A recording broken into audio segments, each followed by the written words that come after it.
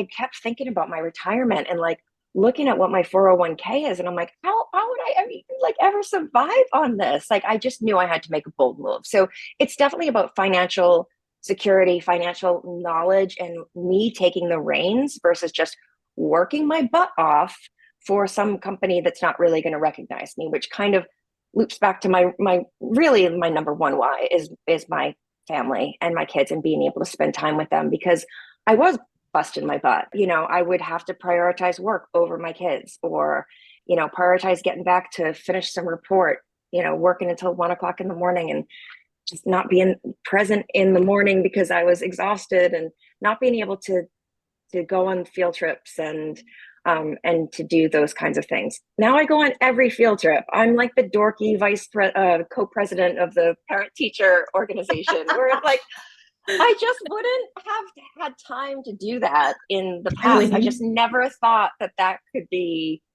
me. But yeah, I go on every field trip. We've had just a blast, over this summer, and it's just allowed me a lot more freedom and autonomy, which is just awesome. So it really is, kind of the time autonomy, the financial autonomy, and just taking like the reins of my life. Hey, this is Niti, and what you're about to hear today is a very special episode with one of the members from our portfolio program. We call these Sensei Sessions. These interviews are designed to give you a perspective about what you can achieve with the right strategies and execution. I hope you enjoy this episode, and for free resources, check out our show notes section to see how you can build and scale your portfolio. So we have Sensei panels fairly regularly, and this one is special. They're all special, but this one is special. Is we wanted to kind of focus on partnerships, couples, partners who are working together on their real estate journey. Eileen, who are you? What do you do? Where do you invest? And your ARV? Sure. I am Eileen. So I was in public relations and communications for about 22 years, and I left the W-2 job at the end of 2022. So now I kind of dabble in PR consulting, but mostly I'm a full-time real estate investor and not Awesome. going after my contracting jobs as aggressively as I used to. My husband has his job, and I do the real estate investing. And I wish he could have been here today, but he's at a conference. Otherwise, he definitely would have loved to join. But I invest in Jacksonville. I have 5 properties down there right now. The portfolio value is 1.48 million. Which I could just round that up, say 1.5. So yeah, we're excited to just keep building. Man, that's so cool. Can you walk us through the mission of your real estate business? Why you were doing what you were doing in real estate? It's 2 things. It's my kids and being able to spend more time with them. And the second one is just to have control over my finances, which, I was in the corporate world. I was making like more money than I ever thought I would. I grew up in like a very humble household, and we never like wanted for anything, so I don't want to give that impression. But my dad was a blue collar worker. My mom worked at the front desk in a hospital. We weren't going on lavish vacations or anything, and I never had the sense that we were like hurting for money. Our vacations were like going camping. That was fun. But like as I got into adulthood in the corporate world, I just always had this sense of I'm never gonna get there. I moved to New York, and it was right after 9/11, and everything just went to shit, and I couldn't find a job for a year and a half, and I was just like,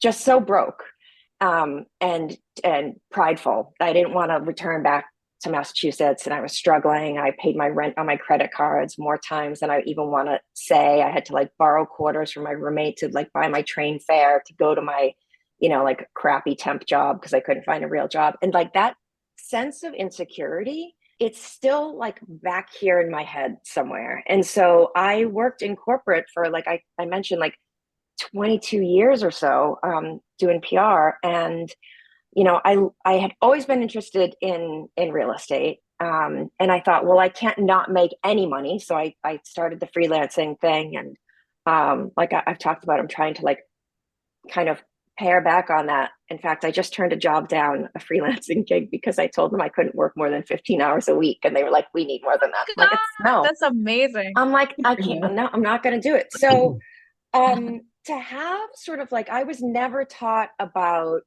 saving or, a 401k. I was never really given any guidance. My parents didn't go to college, and I picked this college that was so expensive. I mean, I paid off my student loans well into my 40s, like really late. And I just look in hindsight, I would have gone to a state school. I would have, like done all these things differently so I wouldn't be saddled with that weird college debt. But I didn't know any better.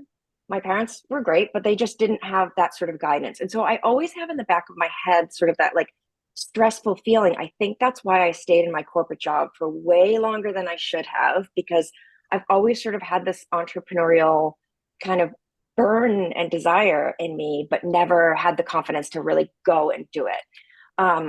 And then I listened to Palak, and I started kind of looking into this program. I joined at the beginning of 2023, right after I left my corporate job, and it's just been completely life-changing. And so I'm kind of explaining this in the opposite way, because my second why is the one I'm going into, just to kind of like have that control over my finances and not have that feeling of like, oh my gosh, I don't know what I'm doing. I'm never going to get ahead. I kept thinking about my retirement and like looking at what my 401k is. And I'm like, how would I ever survive on this? Like, I just knew I had to make a bold move. So it's definitely about financial security, financial knowledge, and me taking the reins versus just working my butt off for some company that's not really going to recognize me, which kind of loops back to my number one why is my family and my kids, and being able to spend time with them, because I was busting my butt. I would have to prioritize work over my kids, or, prioritize getting back to finish some report, working until 1 o'clock in the morning and just not being present in the morning because I was exhausted, and not being able to go on field trips and to do those kinds of things. Now I go on every field trip. I'm like the dorky co-president of the parent-teacher organization, where it's like, I just wouldn't have had time to do that in the past. Eileen. I just never thought that would be me. But yeah, I go on every field trip. We've had just a blast, over this summer, and it's just allowed me a lot more freedom and autonomy, which is just awesome. So it really is, kind of the time autonomy, the financial autonomy, and just taking like the reins of my life. So yeah, that's really my mission, and that's my why. And you saw my son Simon kind of popping up a little bit in the background. He's chilling out with me this week. Simon, yeah. I just love so many things about this. And when you said that, hey, a vacation was camping, like we weren't wanting for anything, but vacation was just camping. And I know, Eileen, you just took your family to Portugal and came back, and it becomes so real when we take very different vacations than what we grew up with. It spoke to me so much, because when I was little, vacation for us was to go to my grandma's house. Basically, that's where we spent our entire summer.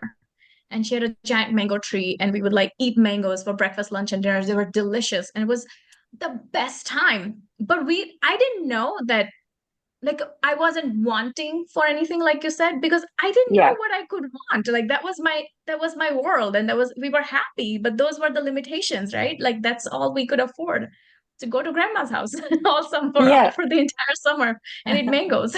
When you can afford real vacations, you realize why you weren't wanting for it. You didn't know what existed. You don't know what you don't know. Yeah, exactly. So I feel like after you start investing in real estate, you're a different person, no doubt. So how are you a different person today versus when you first started? What's your biggest transformation?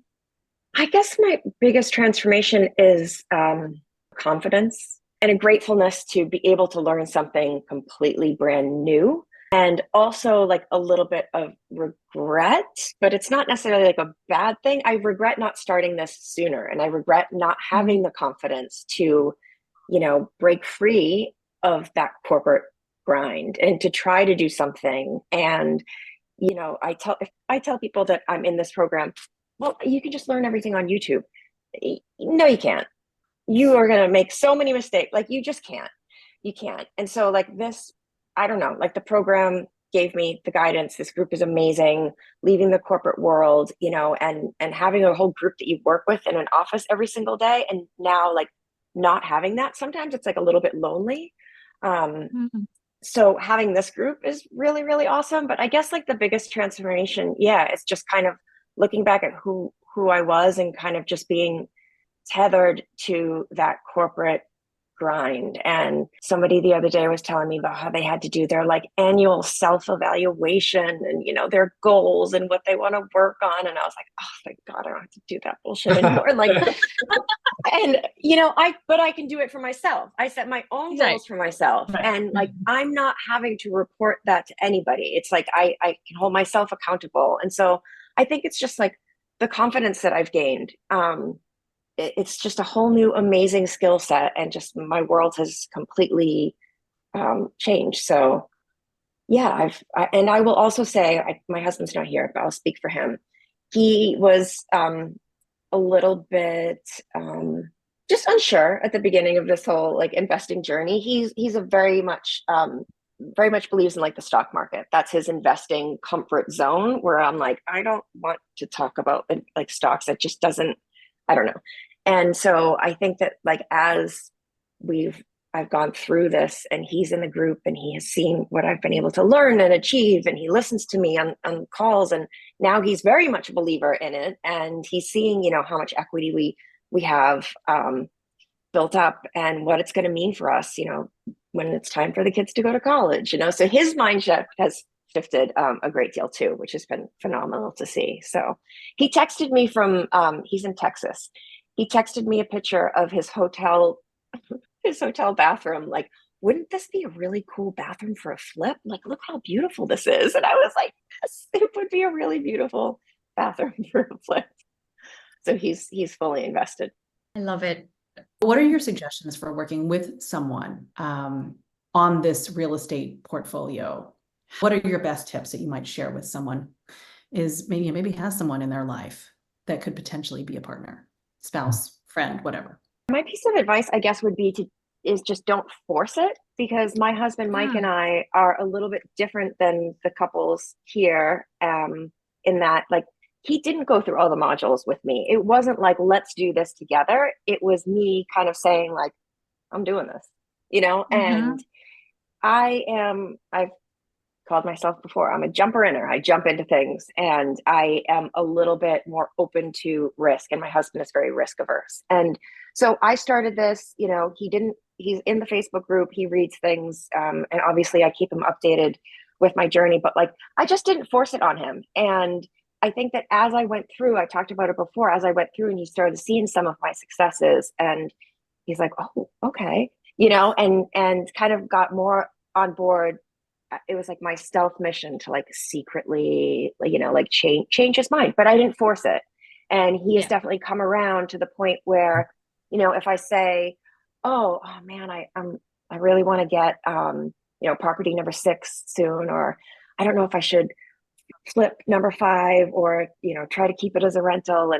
And he'll call me out. Like, you keep saying, I, what about we? And so he's come around, and he is, he's a partner in my LLC. I mean, it's only 49% and I'm 51%, because let's be real.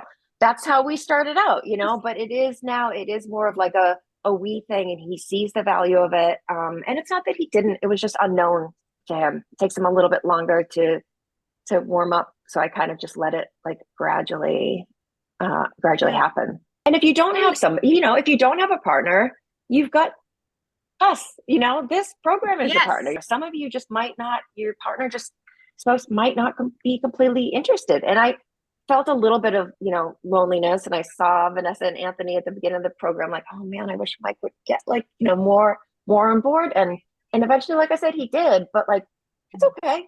I was raised by a single mom. Everything she did, she was on her own, going about life, making big financial decisions, dealing with problems, having those tough string handling conversations all by herself. And hey, sometimes it's easier. It's like you don't have to ask anybody and you just do it. So there's good and bad to everything, right? Thank you, Eileen. Thank you for being here today. When you're ready to get serious, you can join us at theinvestoraccelerator.com. It's like getting 1,000 episodes worth of information in 5 days, and it's everything you need to build your actionable plan to financial freedom and making work optional.